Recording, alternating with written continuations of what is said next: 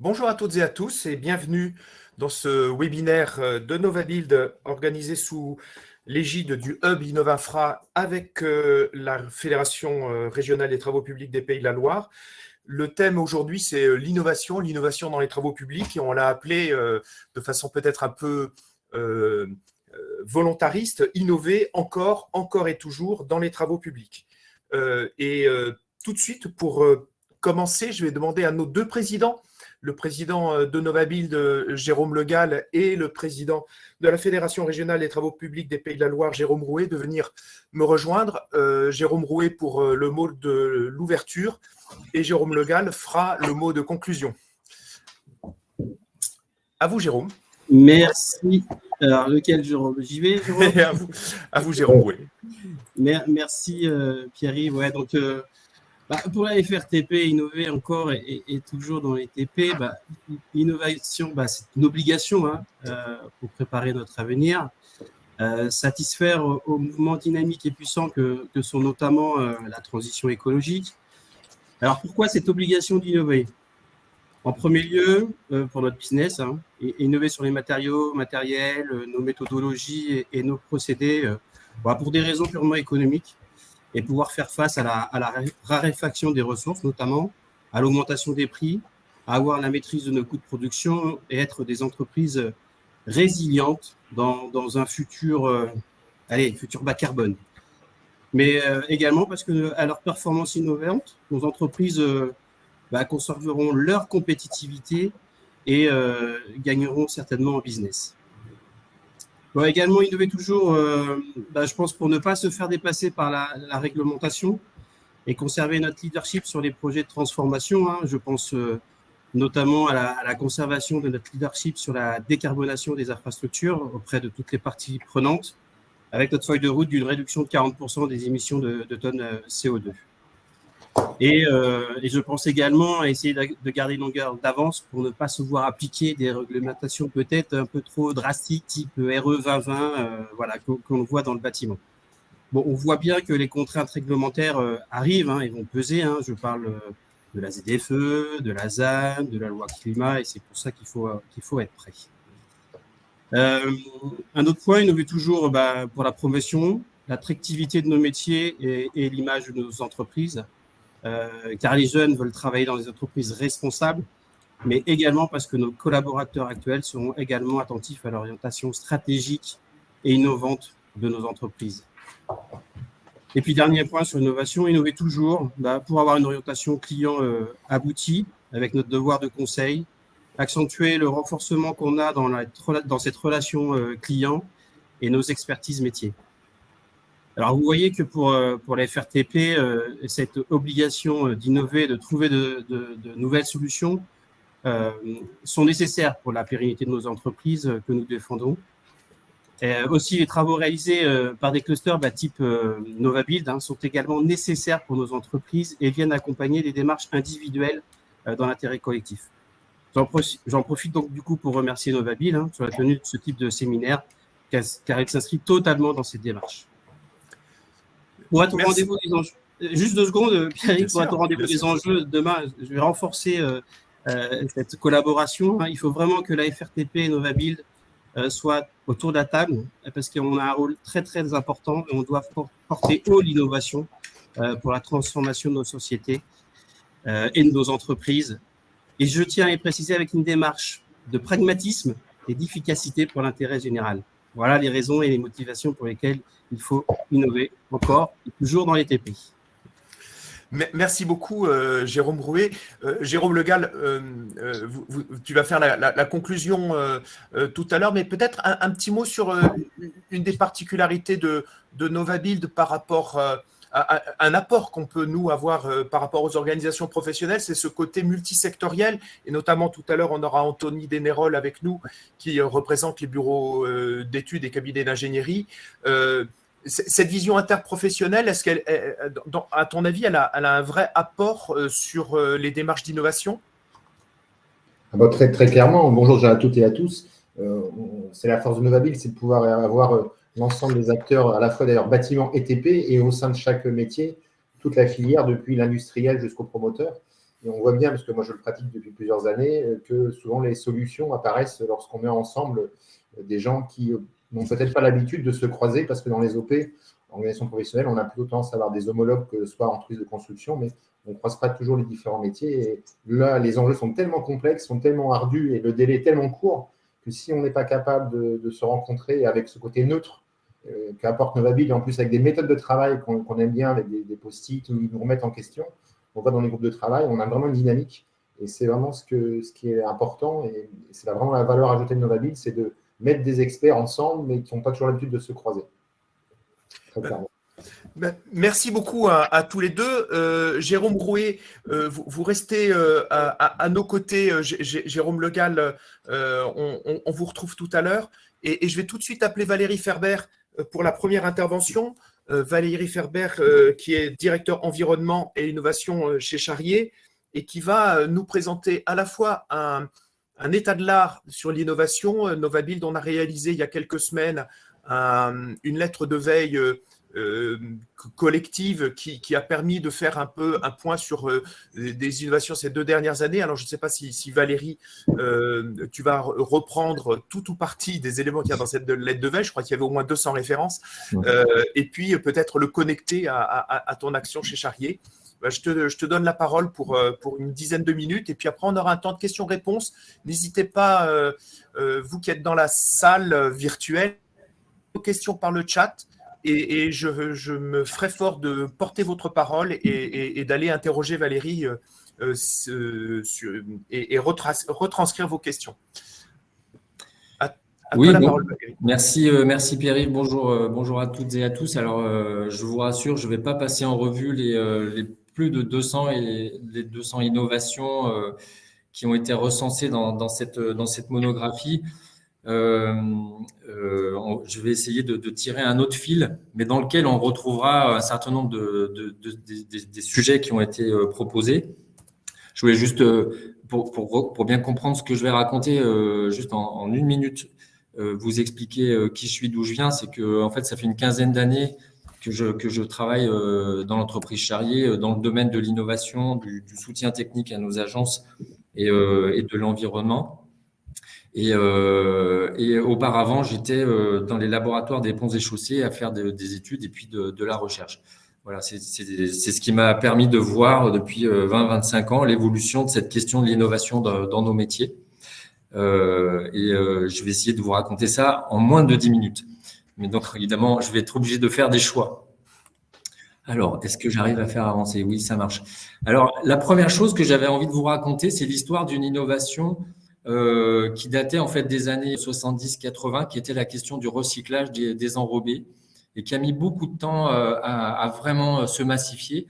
Et c'est un exemple pour moi qui est très important, que je garde toujours en tête quand j'imagine l'innovation, parce qu'en fait, on va y retrouver tous les ingrédients à la fois pour que ça fonctionne et pour que ça, quand je dis ça fonctionne, en fait, c'est pour que ça se massifie et que ça soit vraiment une innovation qui a un gros impact. La question du recyclage des enrobés dans les 15 dernières années, pour moi, elle démarre à la suite du Grenelle de l'environnement qui a entraîné notamment, alors c'est un événement, il y a eu plein de choses, évidemment, là, je suis obligé de faire des choix, mais c'est la responsabilité d'une maîtrise d'ouvrage, en l'occurrence la direction des routes nationales, qui envoie un message très fort aux entreprises à l'époque en leur disant qu'ils vont noter les appels d'offres sur les taux de recyclage des enrobés. Ça n'a pas fait long feu pour que les entreprises investissent dans les centrales d'enrobage à ce moment-là pour être capables de recycler, ce qu'ils n'étaient pas capables de faire auparavant. Et vous voyez ici la courbe du taux de recyclage depuis 2007. On voit, donc c'est un taux de recyclage qui est passé de 5% à peu près. Aujourd'hui, on est à près de 20% et l'objectif, c'est d'aller d'ici à 2030 à 30% de taux de recyclage. Alors, ça fait un chiffre comme ça, c'est des chiffres, 20-30%. On voit le chiffre en haut. Le chiffre en haut, c'est 7 millions de tonnes de granulats économisés par an, 20% de recyclage dans les enrobés en France, et 350 000 tonnes de bitume qui représentent 85 000 tonnes de CO2. Je vous laisserai explorer ces chiffres. Ce qui me paraît intéressant, c'est de voir que le signal a été envoyé par la maîtrise d'ouvrage. Il a été bien entendu par la profession qui a créé des outils pour ça. Donc, notamment, je pense à SEV qui permet d'évaluer les effets du recyclage dans les comparaisons des variantes aux appels d'offres et qui a été accompagné ensuite par un gros projet de recherche qui est d'ailleurs porté chez Indura, qui s'appelle Projet MUR, qui traite de ces questions de multi-recyclage et d'enrobés tièdes. Et j'ai cité l'événement, alors je cite pas tous les noms d'entreprises, etc. En l'occurrence, c'était Eurovia en 2018 qui fait le premier chantier de recyclage à 100% sur une autoroute, qui montre à quel point ça peut aller vite et ça peut être très impactant.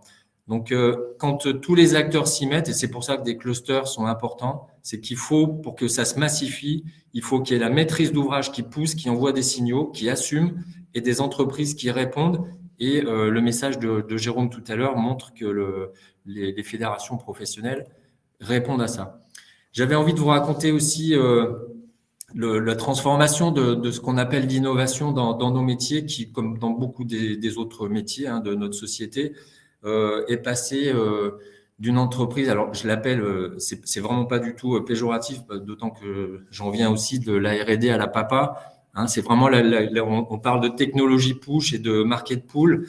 Et c'est vrai qu'on est passé, moi je l'ai vu en interne et on l'a vu dans nos métiers, d'une innovation qui est portée par des laboratoires internes, par les laboratoires aussi des Ponts et Chaussées d'ailleurs à l'époque, à quelque chose de très différent aujourd'hui, avec des innovations qui ne sont pas forcément toujours des grandes révolutions technologiques, mais qui sont plus une adaptation de nos savoir-faire à une demande très particulière. Je vais en passer en revue un certain nombre juste après, qui nous ont amené d'ailleurs à ouvrir beaucoup nos champs d'innovation aux startups qui sont des objets un petit peu surprenants au départ, mais qui ont vraiment apporté une nouvelle valeur dans les grands changements de nos métiers. Alors, pourquoi est-ce qu'on fait de l'innovation ? Je vais pas m'abstenir de parler de l'entreprise Charrier, évidemment, mais je vous rassure, je vais pas en abuser. Réduire les consommations de ressources dans le contexte de réflexion dans lequel on est sur le réchauffement climatique et globalement l'assèchement de nos ressources.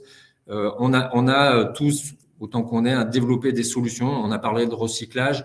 Nous, par exemple, on a développé aussi une solution où on intègre des fibres végétales dans les sous-couches routières pour réduire les consommations d'enrobés. Alors, c'est un petit peu technique, je n'ai pas le temps de rentrer dans les détails, mais tout ça vise à consommer moins de matériaux, consommer moins de granulats, consommer moins de bitume.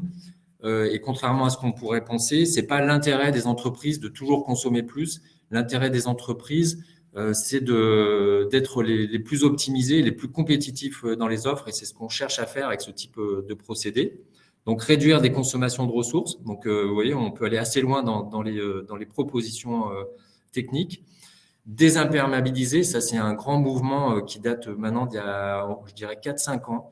Il y a vraiment une très forte évolution de la demande de nos maîtres d'ouvrage, qui est d'ailleurs un petit peu appuyée par la réglementation, qui va obliger à désimperméabiliser. Donc là, on voit les cours d'école avec des revêtements. Alors, ça peut être des enrobés classiques drainants, mais là, on voit aussi des revêtements maintenant qui apparaissent avec des liants très différents, organo-minérales, des liants végétaux, mais perméables et qui s'intègrent et qui dans leur environnement et qui permettent aussi de résorber un petit peu la question des îlots de chaleur. Je pense qu'on va en parler un petit peu aussi tout à l'heure. Désimperméabiliser, donc, décarboner les matériaux. Alors là, l'offre est en train d'exploser. Il faut arriver à faire le tri entre ce qui est vraiment de la décarbonation, ce qui est du marketing, etc. Donc là, il faudra faire attention à ça. De toute façon, la réglementation maintenant va être assez drastique sur les effets d'annonce, sur les questions de greenwashing, mais tous les grands cimentiers, plus des startups. Alors là, j'ai mis quelques noms, je les cite pas à l'oral, mais il y a de plus en plus de gens qui cherchent des nouvelles solutions. Alors à base d'introduction d'additions minérales décarbonées ou alors de géopolymères, ou des choses de ce type-là, et qui vont être en mesure de proposer des bétons, des liants, en l'occurrence, là, c'est tout ce qui est liant hydraulique, avec des émissions de carbone qui peuvent être divisées par 2, voire 3, en fonction de la référence qu'on prend au départ. Donc, cette question de la décarbonation est essentielle, évidemment, dans nos approvisionnements en matériaux en tant qu'entreprise. On a besoin d'avoir des fournisseurs qui nous apportent des matériaux moins chargés en carbone, parce que c'est ça qui va contribuer à la décarbonation générale. J'ai mis aussi le bien compter pour décarboner, parce qu'il faut savoir compter le carbone. C'est une des difficultés aujourd'hui auxquelles on doit faire face sur le chantier, mais globalement aussi dans nos entreprises.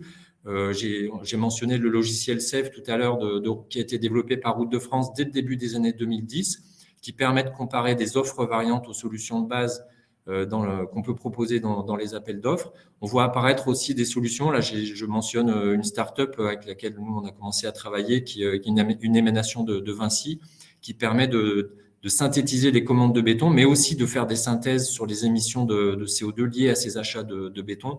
Donc, et ça sera très important d'être capable de compter. Et c'est une entreprise qui est très difficile. On va arriver vers une comptabilité carbone de toute façon un jour ou l'autre. Il faut qu'on aille tous vers ça. Décarboner le matériel, puisque en fait, effectivement, dans nos émissions de CO2, les consommations de carburant sont très très importantes. Ça se passe en dizaines de millions de litres consommés par an. On voit aussi depuis quelques années apparaître tout un tas de tentatives, d'expérimentation. C'est pas encore massifié, mais ça va venir. On le voit, c'est en train de se préparer. C'est des engins à hydrogène. Alors nous, on a testé de notre côté avec un tracteur. On voit que Manitou développe son propre chariot. Les fournisseurs, les constructeurs de matériel classique sont en train de s'y mettre. On voit ici une pelle JCB. Il y a Volvo aussi qui est sur le sujet. Des camions électriques, des mini-pelles électriques. On n'arrive pas encore à tout résoudre, mais on voit qu'il y a un très, très fort mouvement, une très, très forte poussée dans cette direction. Quand tout le monde va s'y être mis et tout le monde va avoir cherché des solutions, on va trouver des solutions et les diviseurs vont faire que, je pense, ça deviendra économiquement viable. Ça ne l'est pas encore. Il faut pas s'alarmer de ça. Je pense que ça viendra.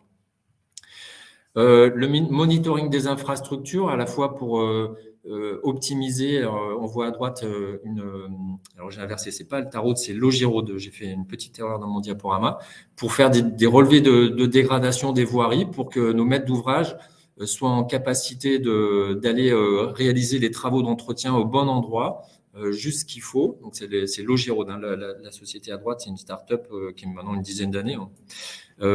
Et puis une nouvelle société aussi qui développe du pesage en marche qui va être très utile pour préserver les ouvrages, les ponts notamment. On fait une expérimentation actuellement avec le département de Loire-Atlantique sur le pont de Saint-Nazaire pour travailler sur l'identification des surcharges avec des nouvelles technologies. Donc là, typiquement, voilà, on travaille avec des startups. On n'a pas toujours les capacités en interne de développer de tels outils pour nos études, pour nos ouvrages, pour nos maîtres d'ouvrage. Et puis, juste en conclusion, on voit de l'innovation. Alors, je suis obligé de passer très, très vite, évidemment. Il y a de la technologie, il y a des choses très pointues. Je rementionne juste, alors j'aime beaucoup mon président de fédération régionale, mais c'est son slogan, le bon matériau au bon endroit. Oui, c'est un slogan, voilà, on veut toujours essayer de placer son matériau. En réalité, on voit que d'abord, la première chose, c'est d'optimiser des solutions, y compris avec des matériaux classiques et rustiques. C'est pas la peine d'en mettre trop et de mettre voilà. Si on peut mettre un enrobé percolé sur 4 cm au lieu de mettre 30 cm de dalle de béton, faut pas s'en priver. Voilà, je pense qu'aussi bien le climat que nos économies s'en porteront d'autant mieux. Je pense que tu étais en train de m'alerter sur la fin de mon intervention. Exactement, et c'est parfait. Merci beaucoup Valérie. Ça va vite, hein. Oui, 10 minutes. J'avais envie, parce qu'on a vu un foisonnement là d'innovation, mais aussi une diversification des demandes des maîtres d'ouvrage. Et j'ai envie de demander à Jérôme Rouet un peu aujourd'hui comment les adhérents de la Fédération des travaux publics s'y retrouvent. J'imagine que c'est de plus en plus complexe et les entreprises ne sont pas toutes organisées pour pouvoir répondre à ce type de demande ou choisir les bonnes innovations ou faire, comme le disait Valérie à l'instant, optimiser au mieux et faire les choix les plus utiles. Comment est-ce qu'ils s'y retrouvent aujourd'hui ? Déjà, je remercie Valérie là, parce que c'est vrai qu'en effet, il a évoqué beaucoup d'idées, beaucoup de ce foisonnement d'innovation. À la base, c'est les entreprises qui sont à la source de ces innovations et de ces idées. C'est même pas forcément des demandes de maître d'ouvrage, et bien au contraire, de temps en temps, on a plutôt des freins de la maîtrise d'ouvrage, et notamment public. On a des cahiers des charges assez rigoureux et des marchés ouverts aux variantes, justement, pour des propositions, faire des variantes innovantes. On en a très, très, très peu. Donc les entreprises s'y retrouvent plus que très bien, puisqu'elles sont à la source de ces innovations. Elles souhaitent les proposer assez régulièrement, et c'est là où il y a un frein. Et on travaille avec les maîtres d'ouvrage, et j'évoquais en introduction cette relation client qu'on doit avoir pour justement pouvoir les mettre en application. C'est une difficulté qu'on a souvent. On a du mal à trouver des chantiers pour mettre en application nos idées et nos innovations. Merci. Valérie, on a une question très, très concrète et pratique là, dans le chat sur l'utilisation des graves recyclés. Où est-ce qu'on peut en disposer? Auprès de qui? Et est-ce que, par exemple, sur un chantier pour un particulier qui aurait à faire une voie privée, est-ce que une entreprise peut aller récupérer ces graves-là, un artisan, par exemple? Alors, dans les matériaux recyclés, on va distinguer essentiellement 2 types de matériaux. La partie enrobée, aujourd'hui, je crois qu'il faut bien comprendre qu'un enrobé, ça contient 5% de bitume. Bon, ça a l'air pas beaucoup. En fait, c'est lui qui a le plus fort poids carbone, en fait, et la plus grosse valeur, d'ailleurs. En général, l'économie et le poids carbone, ça va assez bien ensemble dans nos métiers. Et donc, pour ce qui est des enrobés, une fois qu'on les a fraisés, le mieux à faire, c'est de les renvoyer dans une centrale d'enrobage. C'est là qu'ils auront leur meilleure place, qu'ils seront le mieux valorisés, parce qu'on déduit l'enrobé qu'on réintroduit en recyclé, on va déduire sa part de bitume dans le bitume qu'on va rajouter. Donc, ça va faire des économies de bitume. Je vous rassure, ces économies, aujourd'hui, elles bénéficient aux maîtres d'ouvrage et aux clients. Par contre, effectivement, il y a tout ce qui est béton. Là, béton, on peut pas. Il y a une grosse démarche actuellement de recyclage du béton dans le béton, mais c'est pas encore complètement généralisé, on va dire. Et on peut aller se procurer du béton. Il y a tout un tas de plateformes de recyclage de béton aujourd'hui dans la région, et on peut aller faire des petits bouts de voirie, des empierrements. Ça fonctionne très bien. Il y a des guides pour ça. On en a même fait un, Pierre-Yves, avec Novabuild, un guide régional qui donne toutes les règles techniques et environnementales, qui a été même validé à l'échelle nationale pour donner toutes les bonnes conditions de réutilisation des bétons concassés en voirie en particulier. Donc, je vais vous mettre dans la boîte de dialogue ce guide-là. Et il y a une question un peu plus… Alors, je ne suis pas sûr d'avoir complètement compris la question, mais parle-t-on plutôt de recyclage ou de recyclabilité ou de produits recyclés? Et ce n'est pas exactement la même chose. En fait, il va y avoir les trois. Pour être recyclé et qu'il y ait du recyclage, il faut que le matériau soit recyclable. Alors, pour qu'il soit recyclable, évidemment, il y a tout un tas de conditions techniques et environnementales, parce que tous les matériaux, il peut y avoir des matériaux qui contiennent des composants dont on ne veut pas qu'ils retournent dans la nature. Donc là, ça fait partie des règles environnementales à respecter. Je vais, pour être un peu simple, je vais rementionner essentiellement béton et enrobé. Il y a d'autres types de recyclage. On peut recycler des terres aussi en les traitant avec des liants, avec de la chaux ou des liants hydrauliques. J'allais dire que techniquement, aujourd'hui, on sait tout recycler. La question, c'est quelle est localement l'acceptabilité économique en fait de ce recyclage. D'une région à l'autre, c'est très différent. Dans une région comme la région parisienne, par exemple, où il y a des gros déficits de granulats, où le granulat coûte très cher, ces questions-là vont pas être abordées économiquement et évaluées économiquement de la même manière que dans une région Pays de la Loire, où on a des carrières d'une qualité extraordinaire tous les 30 km. Et qui sont pas chers, et en plus qui sont vraiment pas chers. Alors je sais pas parce que je suis chez Charrier que je vais dire que le caillou n'est pas vendu assez cher, mais c'est quand même un peu la réalité. Plus le caillou est cher et plus on arrive à recycler, plus les conditions économiques du recyclage sont bonnes.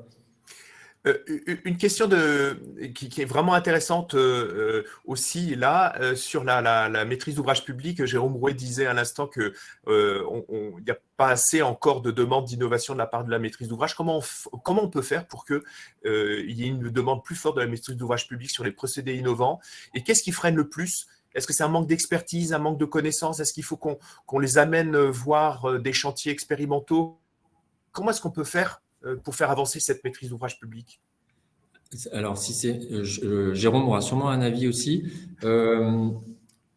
Je pense qu'il y a une grosse évolution. Moi, j'ai observé d'ailleurs depuis les dernières élections municipales, des collectivités qui font quelque chose qu'elles ne faisaient pas avant.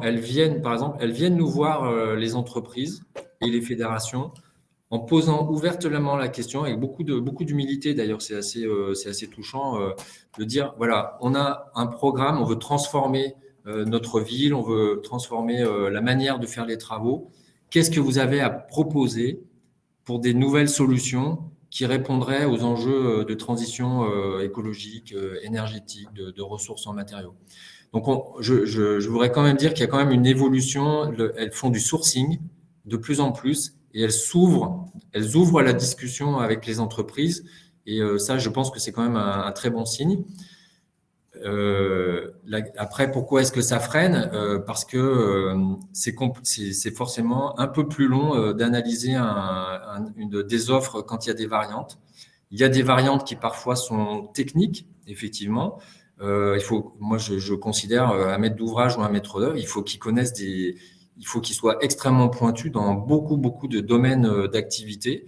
Et ça, on peut comprendre que ça soit pas évident. Et ça, c'est tout le travail de l'assistance à maîtrise d'ouvrage, des bureaux de maîtrise d'œuvre, de se renforcer là-dessus pour qu'il y ait plus d'ouverture à variantes. Mais c'est un des freins, la technicité et puis le temps imparti pour analyser les offres.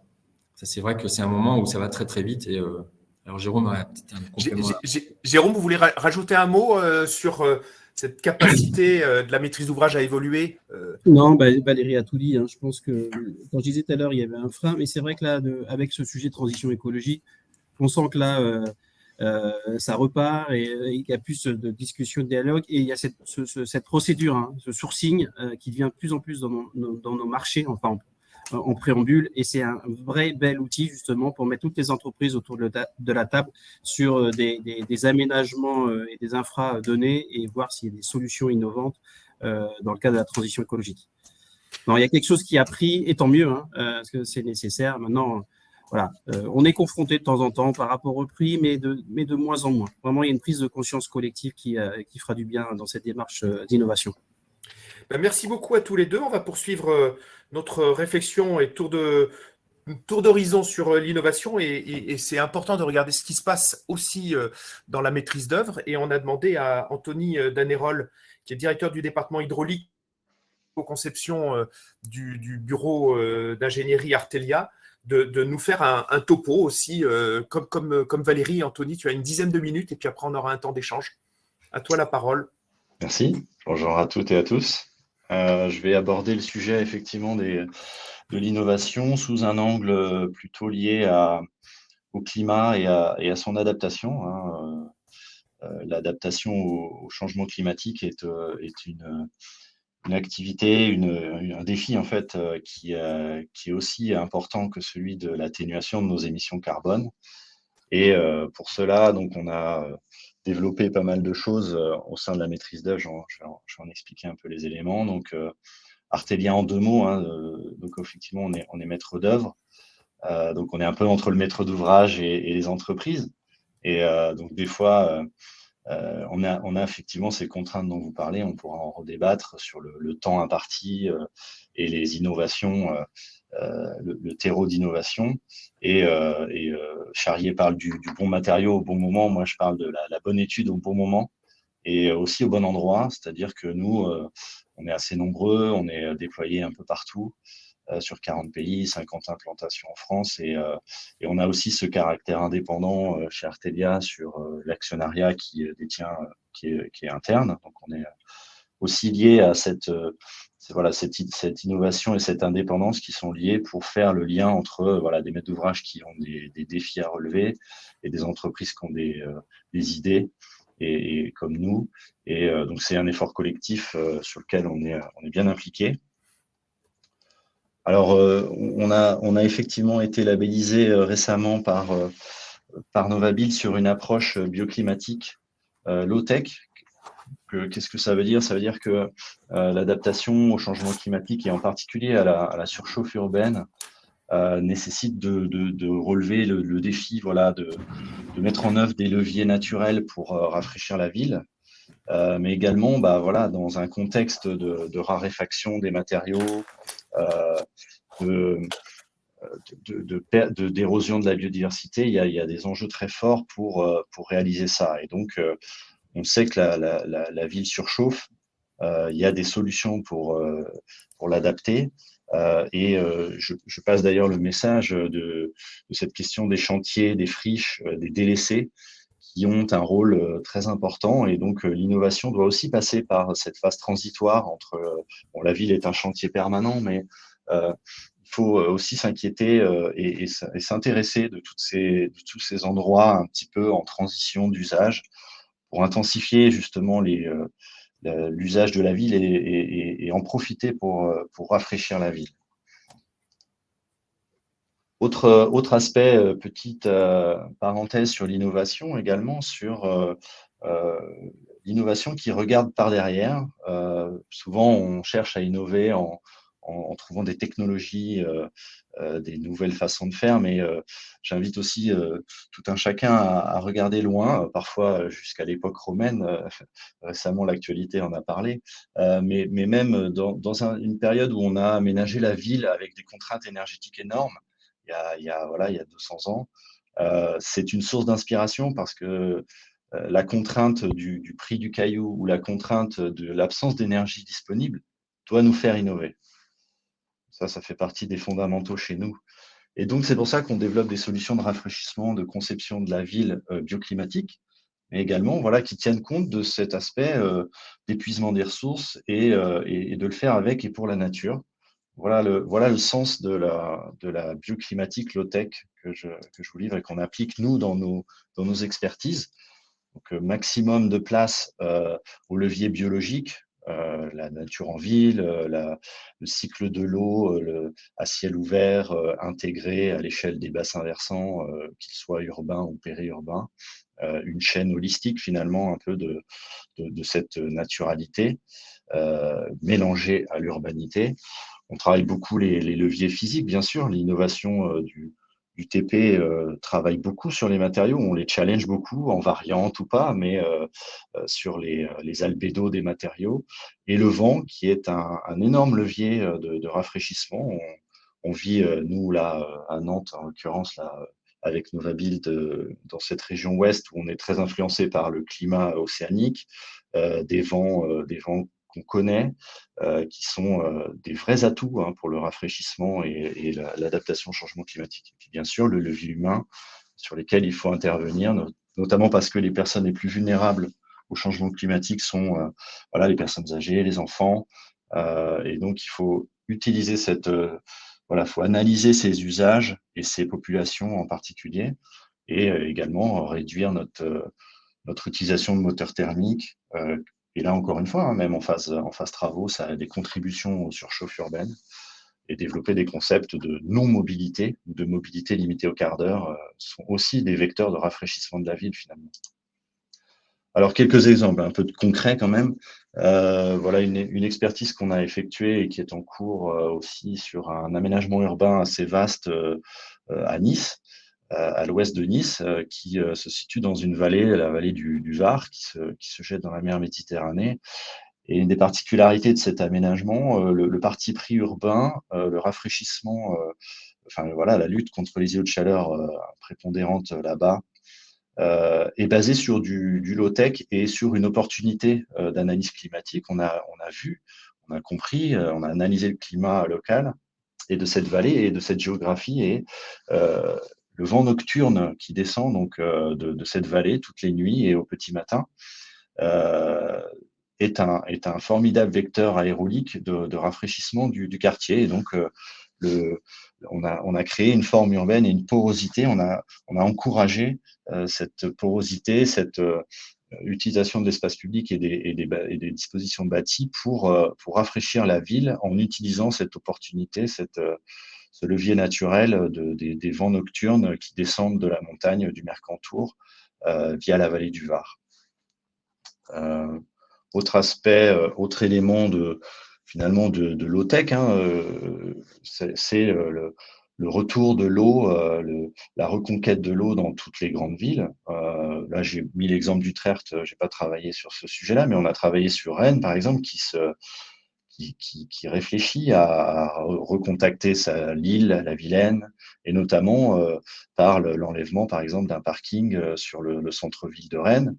Et donc, on analyse quels sont les effets positifs de cette mise en place d'eau à ciel ouvert, où aujourd'hui, il y a plutôt un parking, une dalle. Et donc, de voir qu'est-ce qui peut être fait. Ça nécessite énormément de pluridisciplinarité. Là aussi, c'est un mot-clé d'innovation. La pluridisciplinarité, du génie civiliste, du paysagiste, de l'urbaniste, de l'ingénieur bioclim, de l'écologue. Voilà, tout ça, c'est du travail d'équipe. Autre travail d'équipe également, ici sur une place à Gare de Lyon, à Paris, où on a travaillé avec un ingénieur VRD, un ingénieur génie civil et puis un ingénieur bioclim et un paysagiste pour finalement passer d'un parking souterrain avec une surface en bitume à une micro-forêt, un îlot de fraîcheur, avec donc des calculs de portance, de surcharge, sans déstructurer complètement le parking. Donc un travail de non-démolition et de réutilisation du sol et de reconquête tout en maintenant des fonctionnalités. Donc en résumé, voilà, on effectue des mesures, des analyses climatiques qui nous permettent de parler du site et de concevoir les projets, l'aménagement de la ville et des infrastructures en conséquence. Et j'en passe d'ailleurs le message qu'il y a énormément de projets, de travail à faire sur cette appréhension du climat parce qu'il bouge, il y a des incertitudes, mais il y a vraiment des méthodes pour tenir compte de ces évolutions climatiques. Il te reste 2 minutes, Anthony. C'est très bien, il me reste juste à écarter le sujet vers d'autres éléments. Il n'y a pas que les vagues de chaleur et les températures moyennes plus élevées sur lesquelles on travaille. Il y a beaucoup d'aléas climatiques sur lesquels il va falloir s'adapter. Dérèglement des précipitations, érosion côtière, inondation. Donc ça fait un certain temps qu'on travaille sur ces questions. Et quelques exemples concrets, par exemple de la ZAC Pierre-Mille-les-Îles à Rezé, où il y a eu effectivement plusieurs pas de côté de fait. On parlait de sourcing tout à l'heure sur les matériaux biosourcés, l'économie circulaire, et puis des passages à l'acte compliqués, mais qui ont nécessité un courage collectif, notamment par exemple pour effectuer une analyse de construction en zone inondable très très tôt, en phase presque programmatique du projet, et de tester la faisabilité de prise en compte de la montée des eaux et des aléas d'inondation. Puis aussi la construction d'une plateforme de gestion in situ des matériaux pour éviter des circulations, des évacuations de matériaux, puis des retours de matériaux neufs sur le site. Donc là, on espère qu'à la fin de l'année, cette plateforme va sortir de terre, justement, pour mettre un élan sur cette complexe, ça paraît simple, mais cette plateforme de site de matériaux in situ, de gestion, était un défi juridique déjà, technique, et on espère que ça va avancer et que ça va en produire des idées et avancer d'autres maîtres d'ouvrage là-dessus. Un autre exemple pour finir, on travaille également sur le rééquilibrage de la Loire, qui s'est largement creusé au fil du dernier siècle. Et malgré la montée des eaux, il y a un vrai enjeu de rééquilibrage et d'évitement de la propagation du biseau salé. Tout ça, c'est bien technique, mais de l'avancée de la mer sur le fleuve. Et donc, ce rééquilibrage va nécessiter la création d'un seuil juste en entrée de Nantes et d'enlèvement, de remobilisation des sédiments en amont de tout ça. Et on travaille sur cette conception-là. Et on va essayer effectivement d'avoir un regard, non pas de recyclage, mais même de réemploi via le fleuve pour transporter des matériaux qu'on va enlever d'un épi du côté d'Ancenis, pour transporter ce matériau et l'utiliser pour faire le seuil de rééquilibrage du côté de Bellevue à Nantes. Donc voilà des exemples concrets d'adaptation et d'innovation large au sens climatique. Merci beaucoup, Anthony. Une première question, parce que tu as démarré avec ça.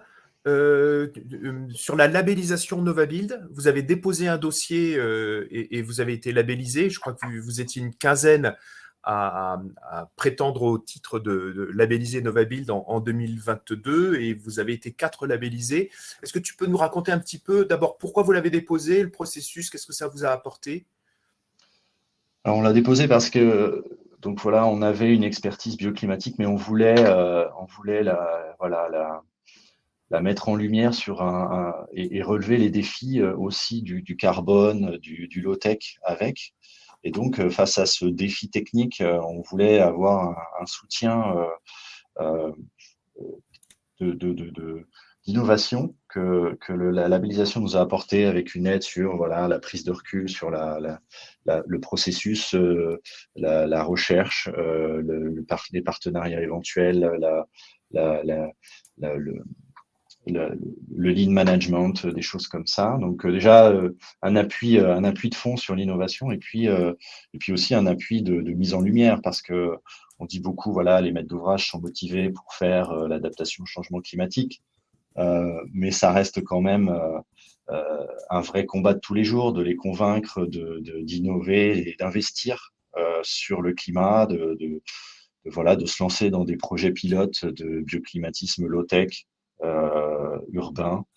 Donc, il y a ça aussi que la labellisation peut apporter. On a une question pratique, concrète sur l'exploitation du vent pour rafraîchir. Si tu peux nous en dire un tout petit peu plus.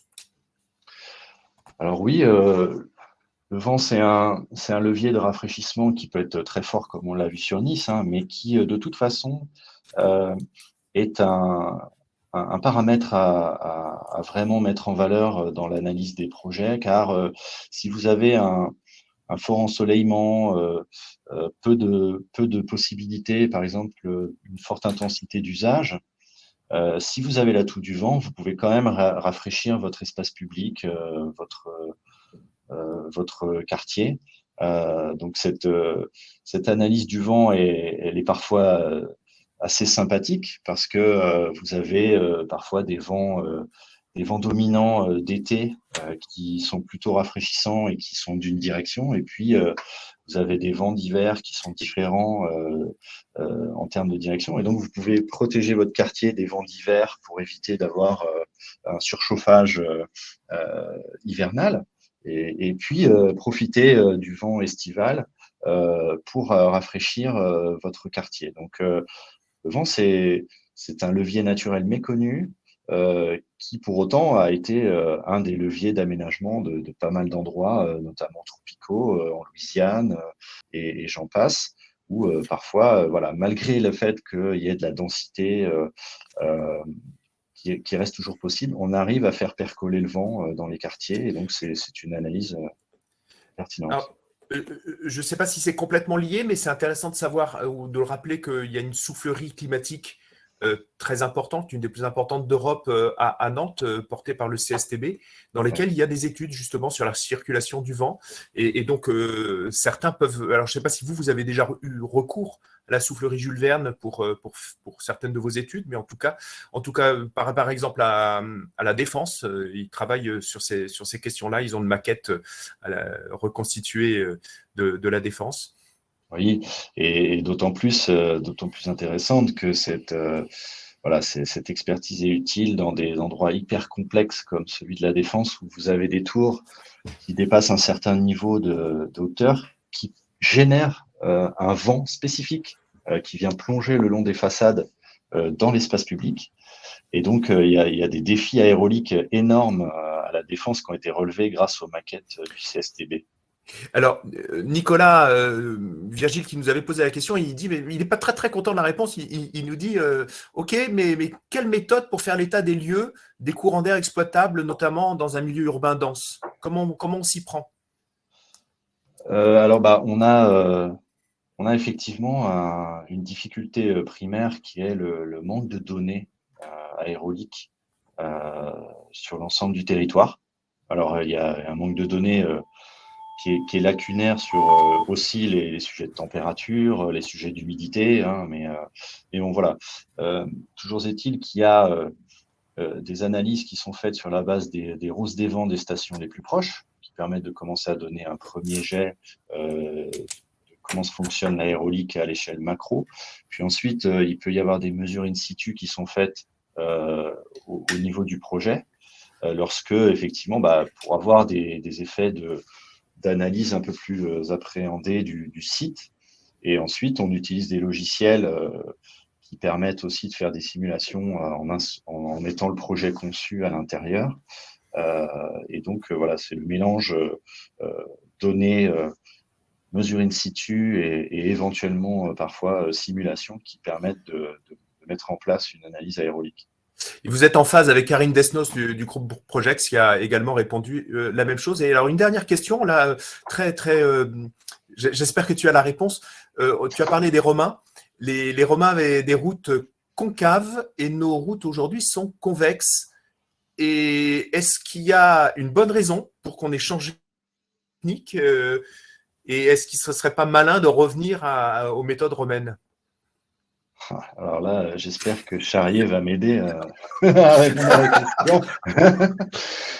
Sachant que moi, peut-être que la question de la gestion de l'eau, quand même, peut être assez intéressante à relever. C'est-à-dire que la route soit concave ou convexe, ma foi, est-ce que l'intérêt est plutôt de savoir comment on gère l'eau en fonction des contraintes du site et d'apporter ce débat, et encore une fois, pluridisciplinaire, puisqu'il y a des questions d'entretien de voirie, mais il y a des questions de faire passer plusieurs modes de déplacement, d'y mettre de la végétation, de garder la capacité de rafraîchissement et de gérer les événements qui sont de plus en plus variés et complexes en termes de précipitation. Donc, vous l'avez vu, aucune réponse à donner. Voilà. On regarde la question en tête. Mais il y a un aspect méthodologique. Très bien, mais merci beaucoup Anthony. Et je vais tout de suite proposer à Olivier Ballas de venir nous rejoindre pour la dernière des trois interventions sur ce webinaire dédié à l'innovation dans les travaux publics. Olivier Ballas, vous êtes président de CHAB. Et vous parlez ici aussi au nom du cluster Indura, qui mène des actions équivalentes à celles de Novabuild en région Rhône-Alpes-Auvergne et qui est plutôt dédié aux travaux publics, alors que, comme le disait Jérôme Le Gall en introduction, nous couvrons également, nous, le bâtiment. Olivier Ballas, même régime, vous avez une dizaine de minutes d'intervention, puis ensuite on débattra avec les interventions et les mots que nos participants laissent dans le chat. À vous la parole. Bonjour à tous, merci Pierre-Yves. Effectivement, alors nous on est au départ de gens du textile, puisque j'ai aussi d'autres fonctions. Je suis aussi président de fédération de l'industrie textile en Auvergne-Rhône-Alpes et vice-président au niveau national. L'Auvergne-Rhône-Alpes est un des leaders numéro 1 en France en termes d'industrie textile et numéro 2 au niveau Europe. Et l'industrie textile telle qu'on l'entend aujourd'hui, c'est une industrie extrêmement innovante qui a eu ses heures de gloire dans l'habillement, ce qui était très souvent la photographie qu'on fait de cette industrie, alors qu'on est très transverse dans de nombreux métiers en fait technologiques, aéronautiques, automobiles, médicales et autres. Donc on a une vraie culture de l'innovation. Donc effectivement, j'interviens aujourd'hui au nom de CHAB, qui est une société que j'ai développée avec deux autres entrepreneurs de la région et en partenariat avec l'INSA. Donc on est 3 chefs d'entreprise sur des activités, soit pour ma part sur Ballas Textile, plutôt sur la protection civile individuelle, civile et militaire, donc des produits très techniques. Loïc Aliran qui lui est plus sur la partie aéronautique composite, et Alexandre Saunier qui lui est sur une partie pluridisciplinaire avec un savoir-faire très important dans une technologie qui nous a permis de développer le concept dont on va parler aujourd'hui et la solution dont on va parler. Et Ali Dawadji qui nous accompagne depuis un certain temps sur ce sujet-là, puisque au travers de l'INSA, on a pu développer avec le concours d'Indura, justement, un plan d'innovation et un R&D booster en région pour pouvoir monter en TRL et développer en fait notre solution. Donc, on a une innovation technique brevetée qui est dans un processus d'accélération de la décarbonation des entreprises du BTP. Le sujet de décarbonation, évidemment, et c'est un sujet qu'on a aussi dans le textile. On est dans une industrie qui pollue aussi, qui a des gestions de ressources importantes et des enjeux sur ces gestions de ressources importantes. Et effectivement, il faudra vraiment, pour nous, montrer au travers de nos propositions ces éléments de décarbonation, ce qui était l'enjeu de notre brevet et de notre solution. On a fait un travail de recherche pendant plus de 8 ans avant de créer ce sujet-là. On a été donc lauréat d'A&R&D Booster, on a été double lauréat InnovDay en TP, donc en Green Technology et lauréat de cette InnovDay. On a comme objectif de vraiment stopper les pertes de béton, substituer l'utilisation des tubes acier perdus et réduire l'impact CO2 sur les matières premières et sur le transport. C'était vraiment les enjeux de cette solution. Pour cela, on part sur des solutions de fondation spéciales sur lesquelles on va être sur des zones de vide et régulièrement, lorsqu'on a une zone de vide, on va intervenir sur le processus avec le tubage de cette fondation pour pouvoir arriver à contenir le béton. Nous, notre objectif, c'était de proposer une solution textile. Alors, il en existait, mais une solution textile innovante puisqu'on travaille sur une technologie de tricotage circulaire qui permet en fait d'avoir un principe, et c'est l'acronyme de notre société, une chaussette à béton, d'où CHAB, en fait, pour pouvoir développer un système qui aurait des performances, notamment de déformation et de résistance qui seraient à des paramètres équivalents, quelle que soit la position où on se trouve, puisqu'on n'a pas de couture sur le produit.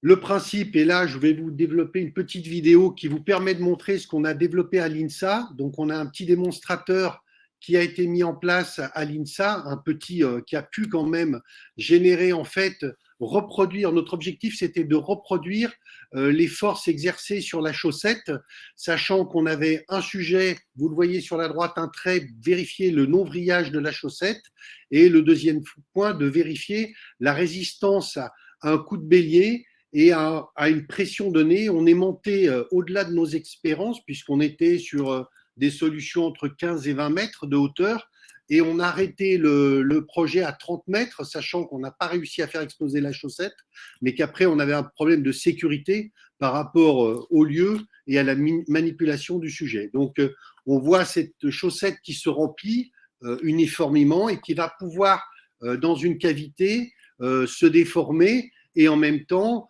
proposer justement une capacité de développer le béton dans un espace qui est protégé. On est sur un processus avec donc on va pouvoir repasser sur la présentation initiale. En fait, on est sur un processus où on utilise des matériaux polyester haute ténacité avec des fonctions de pH plutôt neutres, sur lequel on va avoir aussi un impact environnemental faible. On a donc un sujet où on voit très clairement ce que peut représenter sur un chantier des tubes acier, la gestion logistique, le nombre de personnes qu'il faut pour gérer ce dossier. En contrepartie, une solution textile dans lequel à droite, on voit une personne qui porte 50 mètres de tissu pouvant représenter 50 mètres de fondation. Donc, on imagine la différence en termes de logistique et notamment lorsqu'on peut avoir des chantiers en dehors du territoire aussi, en outre-mer ou à l'international. Les notions de transport, encore plus aujourd'hui, deviennent évidemment des éléments clés dans la gestion, notamment de l'empreinte carbone de ces structures-là. On a eu la chance de faire un chantier l'année dernière, en 2022, qui s'appelle CSI2, qui est le Centre des Savoirs et de l'Innovation, on ne l'a pas fait exprès, qui est à Saint-Étienne. Alors, un terrain de jeu extrêmement intéressant, puisqu'à Saint-Étienne, on a un certain nombre de galeries, remblayées par remblayées, ayant des éléments contendants, coupants, donc un certain nombre de points qui étaient importants pour nous de tester in situ. Et donc, on a pu mettre en place, au départ, on était sur un sujet où on devait mettre en place 3 pieux, on en a mis 33. Donc, c'était pour vous dire aussi l'accueil qui a été fait par les gens du terrain et les utilisateurs de cette solution. Donc, l'objectif a été de pouvoir enrober donc notre cage d'armature avec cette chaussette.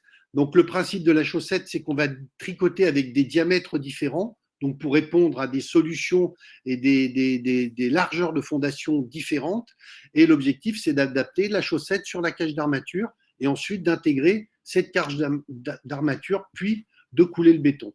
Donc, on en a profité pour travailler avec des cabinets qui nous ont permis de faire un certain nombre d'itérations, mais aussi de collecter des informations et des résultats pour pouvoir aussi consolider ce que nous avions dans un premier temps réalisé à l'INSA.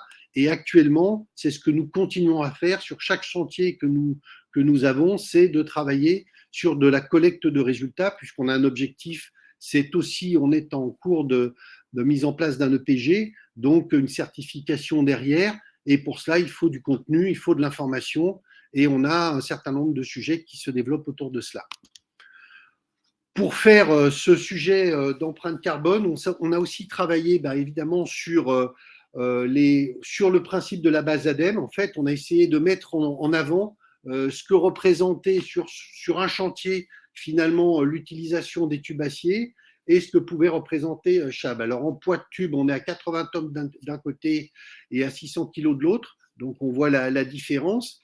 En CO2, on voit aussi 180 tonnes d'un côté et 3,3 tonnes de l'autre.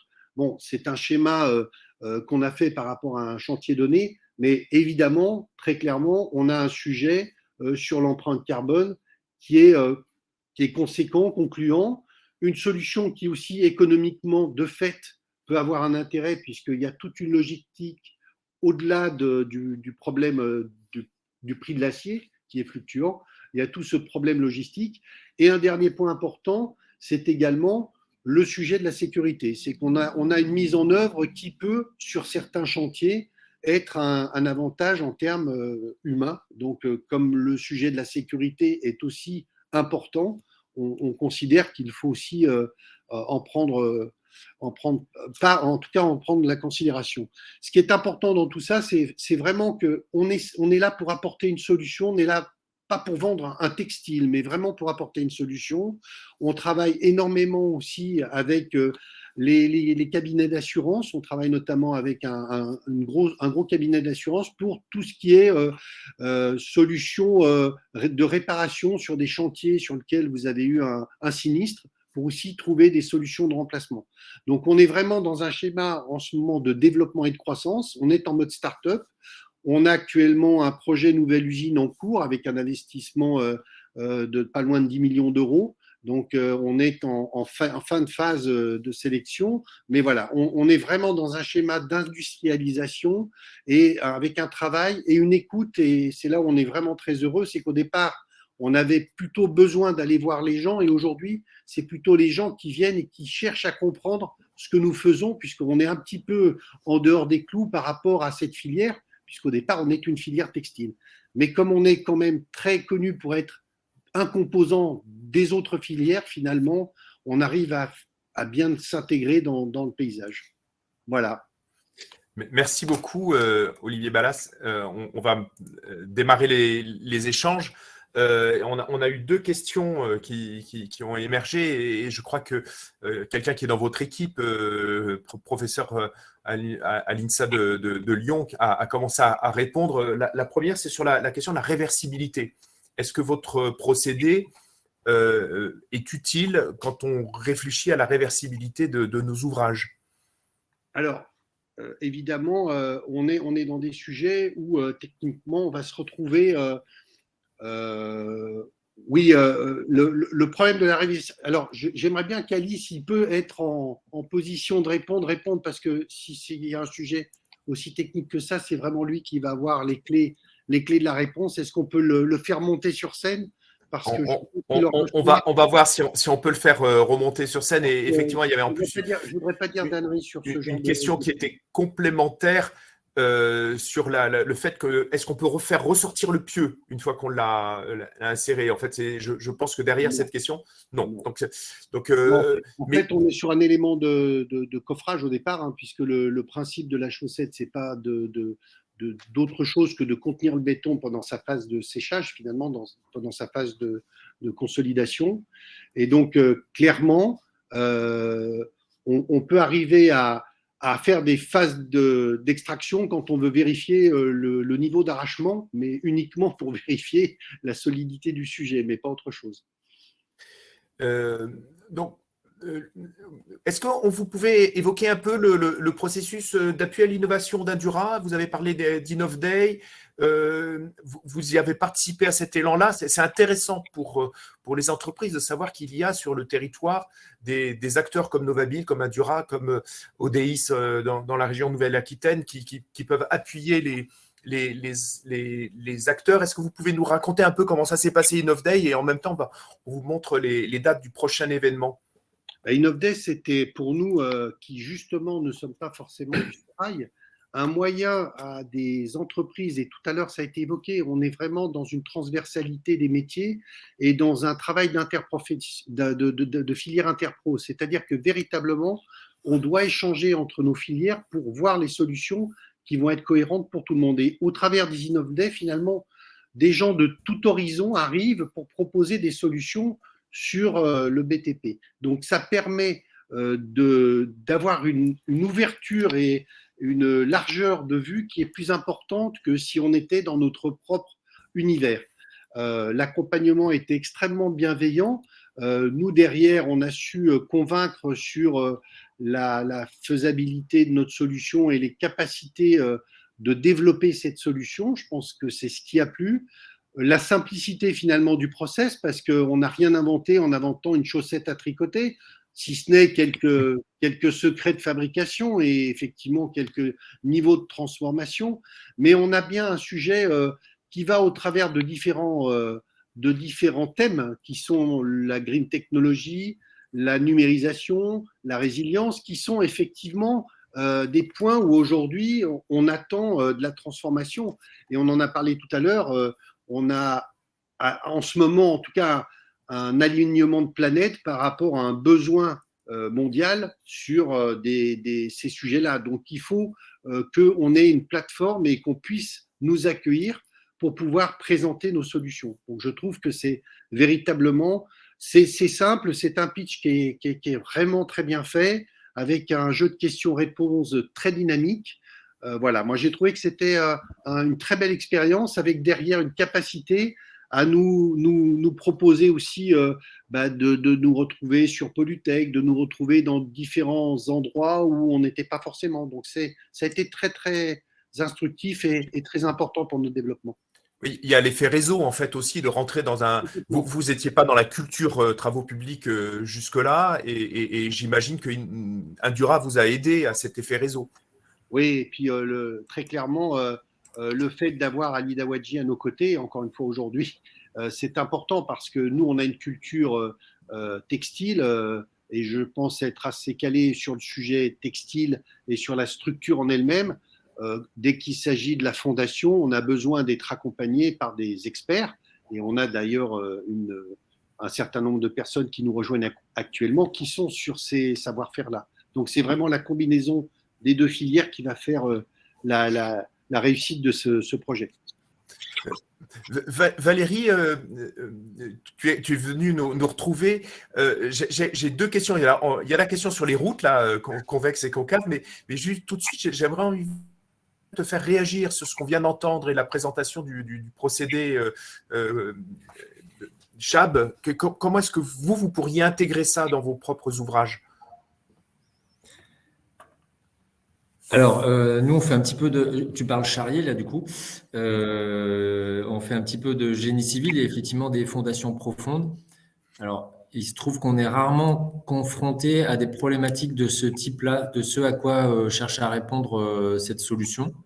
On est plutôt en travaux maritimes, donc on n'a pas vraiment les problématiques de cavité. Hein. Si j'ai bien compris, Olivier, c'est quand même par rapport à des problématiques de cavité pour éviter d'avoir trop de pertes de béton et de garder une efficacité de la fondation. On a eu le cas sur le chantier, notamment du stade de Geoffroy Guichard, où on est arrivé en SOS dépannage il y a quelques années, parce qu'il y avait un vrai sujet au niveau des déperditions de béton et effectivement de la propreté des sols derrière. Après, c'est vrai que notre solution, elle commence à éveiller d'autres sujets, colonnes ballastées, géothermie profonde notamment. Donc voilà, on est sur des sujets où la chaussette peut être employée de différentes manières. Mais au départ, le process, c'est la fondation spéciale et on répond effectivement pas à tous les cas de figure, mais néanmoins à des sujets sur lesquels il y a un besoin de récupération, notamment d'éviter la déperdition de matière. Ouais. Alors nous, on n'est pas dans une région où on est très soumis à ces problématiques de cavité. Voilà. J'imagine à Saint-Étienne, ça doit être des cavités liées aux mines. Enfin, ouais.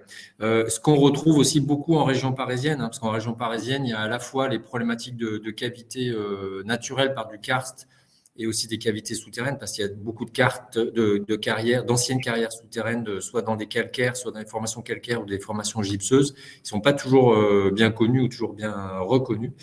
Et donc, j'imagine bien que le nombre d'applications doit être très important. Et dans toutes les régions karstiques où il y a des fondations à faire, j'ai trouvé que le procédé était vraiment très, très intéressant. Enfin, la réduction. Le textile a son propre bilan carbone, mais évidemment, on voit aussi qu'il ne faut pas regarder comme ça cette œillère-là. Et quand on peut économiser 80 tonnes d'acier, alors bon, désolé pour Arcelor, mais l'impact carbone de l'acier, même si aujourd'hui l'acier a fait beaucoup d'efforts sur le recyclage, les usines se sont beaucoup transformées, l'industrie de l'acier s'est beaucoup transformée. Sur les tubes, je ne suis pas sûr qu'ils soient encore sur de l'acier recyclé. Nous, on utilise pas mal de pales planches où en fait on a des bilans carbone qui sont divisés par 4. Bon, moi, je n'ai pas mentionné toutes ces choses-là, mais ça mérite d'être dit aussi. C'est qu'en fait, tous les secteurs industriels aujourd'hui sont réellement en train de se transformer. Et effectivement, avec des procédés comme celui-là, en fait, on cherche à limiter les consommations de ressources et de matériaux parce que faut pas oublier, dans le fond de tout ce qu'on se dit là, en fait, on est en train de courir droit dans le mur en appuyant sur l'accélérateur. Hein. Donc là, on est juste en train d'essayer de décélérer et il va falloir trouver encore de nouvelles solutions. On a eu une question dans la salle sur comment convaincre les maîtres d'ouvrage. C'est un peu ce qu'on a entendu tout à l'heure globalement sur les innovations, mais sur votre procédé, est-ce que vous avez des soucis et vous vous dites, vous avez une stratégie particulière pour aller convaincre les maîtres d'ouvrage de recourir à votre technique ? Alors, on est sur une solution disruptive. Ça dérange parfois. On a des habitudes. On a, comme le disait Valérie, parfois, on est sur la pédale sur l'accélérateur. Donc, il faut déjà rétrograder et freiner. Et parfois, les temps sont assez compliqués. C'est vrai que par le biais de ce chantier CSI2, on a été quand même assez surpris par l'accueil qui a été plutôt positif. On arrivait sur un chantier où la solution n'était pas prévue au départ et donc où finalement on a réussi à convaincre un maître d'ouvrage, l'APAV, un certain nombre de gens autour de la table d'utiliser cette solution avec sous réserve évidemment de quelques tests auparavant pour éviter toute problématique. Et effectivement, c'est par la pédagogie et c'est par tout le travail de test que nous faisons actuellement. Donc c'est le terrain qui va nous aider en fait à développer la crédibilité dans le sujet et les résultats qu'on obtient sont vraiment très bons. C'est-à-dire qu'à chaque fois qu'on rentre sur le projet, on voit très rapidement qu'il y a une appétence et que les verrous se débloquent assez rapidement. Mais au départ, effectivement, il faut convaincre. C'est pour ça qu'on essaye aussi de développer, nous, en interne, la capacité de montrer et de démontrer ce que l'on fait. On a besoin que les pouvoirs publics, il y a des pouvoirs publics qui sont plutôt à l'écoute, puisqu'il y a aussi une raison économique. On est beaucoup moins cher que les solutions qui peuvent être utilisées. Donc, un pouvoir public en ce moment, c'est un vrai sujet. Donc, on a plutôt une bonne écoute de ce côté-là. Maintenant, effectivement, il faut que la maîtrise technique soit là aussi, parce qu'on ne peut pas faire n'importe quoi. Alors, merci beaucoup, Olivier Ballas. Alors maintenant, un peu, ça va être une sorte de question de la fin. Valérie, alors, ces routes qui drainent l'eau dans un sens ou dans un autre, entre les routes romaines et les nôtres, qu'est-ce que ça t'inspire ? Et est-ce que tu as une réponse à donner ? Bien sûr, je suis un grand expert des voies romaines. C'est... Très bien. Je sais pas exactement ce qu'il y avait derrière cette question. Il faut quand même juste bien se dire que sur une chaussée, c'est essentiel d'être capable, en premier lieu, d'évacuer l'eau, à la fois pour des raisons de sécurité, hein, de circulation, et puis aussi à terme de tenue, de résistance de la chaussée, parce que l'eau est quand même un petit peu l'ennemi du corps de chaussée. Une chaussée neuve, elle est bien étanche, ok, donc ça circule bien. Quand elle commence à vieillir un petit peu, ça passe au travers. Donc on veut pas garder l'eau sur les chaussées. Si la question qui est derrière cette problématique des voies romaines, c'est de savoir comment est-ce qu'on peut gérer l'eau plus intelligemment. Ça, je trouve cette question, c'est vraiment une question du moment. Tout à l'heure, je parlais des revêtements perméables, on parlait des cours d'école, mais la question se pose beaucoup sur les stationnements, notamment actuellement, où en fait les maîtres d'ouvrage sont obligés de faire des parkings qui soient perméables et qui captent les eaux, mais ça peut s'appliquer aussi à la voirie. Et on voit apparaître un retour des enrobés drainants, alors qui avait un petit peu disparu parce que sur les grandes voiries, ils souffraient un petit peu de l'hiver. Mais c'est une solution enrobé drainant plus des structures réservoirs, plus des solutions intelligentes, j'allais dire, avec des noues, avec de la végétalisation, avec des choses connexes qui permettent de stocker l'eau sur place avant de les renvoyer progressivement dans le réseau. Donc, faire du tampon, hein, faire du bassin tampon, mais intégré. C'est pas des choses extrêmement révolutionnaires. Enfin, moi, depuis que je suis dans le domaine des travaux publics, j'entends parler de structures réservoirs. On n'en faisait jamais. Et là, depuis 3, 4, 5 ans, on en fait de plus en plus. Donc, bon, la forme de la chaussée, concave, convexe, je sais pas. Mais en tout cas, que la chaussée puisse en son sein garder, moyennant une structure réservoir, alors qui peut être fait avec du caillou drainant ou d'autres solutions, mais qu'elle puisse garder l'eau en attendant que cette eau soit réévacuée. Ça, il y a des solutions pour ça. Encore faut-il effectivement qu'on nous laisse les proposer. On revient un petit peu toujours à cette problématique. Et les matériaux existent, les solutions de conception existent, c'est éprouvé. Nous, on l'a même fait sur le siège de l'entreprise, en fait. On a fait ce dispositif avec des noues, de l'enrobé drainant sur une structure réservoir. Et j'ai des photos assez exceptionnelles qui montrent l'efficacité de ces dispositifs quand il pleut très fort. Je ne sais pas si ça répond complètement à la personne, mais… Et ça arrive parfois dans notre région. Merci beaucoup Valérie Ferber, merci Olivier Ballas, Anthony Danérol. Je vais proposer maintenant à Jérôme Legal, président de Novabile, de nous rejoindre pour le mot de la fin pour qu'il nous dise un petit peu sa perception de cette question de l'innovation dans les travaux publics et comment est-ce que Novabile peut continuer à avancer sur ces questions. Merci également à Jérôme Rouet qui était en introduction pour la Fédération régionale des travaux publics avec nous. Alors, Jérôme, à toi la parole. Très rapidement, déjà remercier nos 3 intervenants et puis M. Rouet aussi de la FRTP. Moi, ce que je vois, c'est parce que je suis quelqu'un du bâtiment, hein, mon entreprise de construction, c'est que je vois que les TP innovent très clairement, et ça, j'en doutais pas en étant invité à ce webinaire. Et je vois que l'innovation n'est pas uniquement liée à la contrainte réglementaire, même si nombreux sont ceux qui doivent le faire de toute façon parce que la loi nous impose un certain nombre de choses. Pour autant, j'ai senti dans les propos des intervenants une innovation faite aussi par envie, par choix et par sens.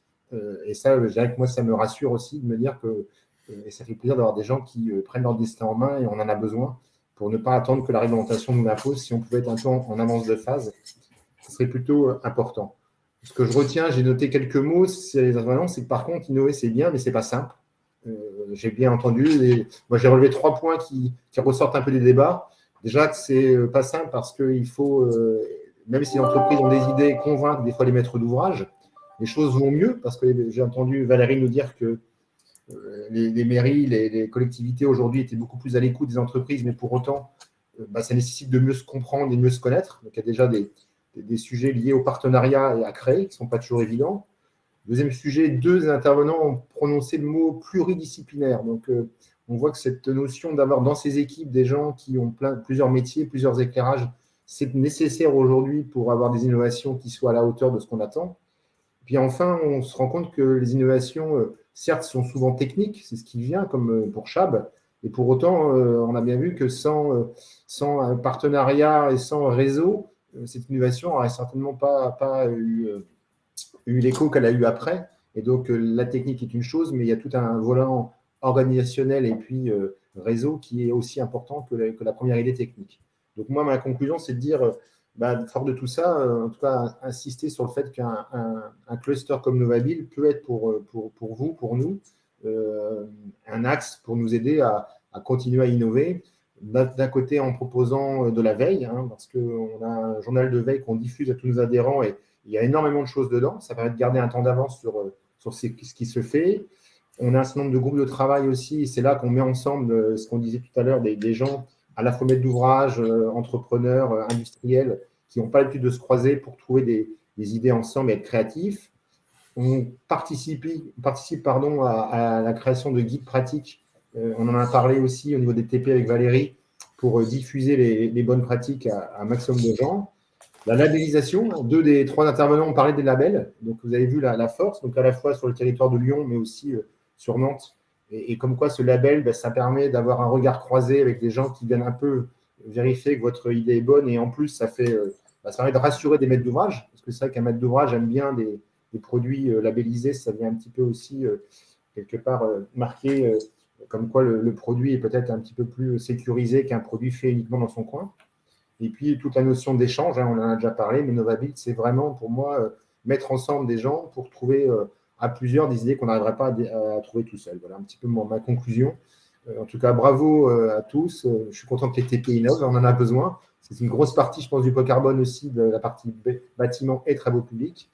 Et voilà, je laisse le mot peut-être de la conclusion à Pierre-Yves pour nous libérer à cette heure de déjeuner presque. Donc, c'est peut-être pour dire juste bon appétit et à très bientôt. Voilà.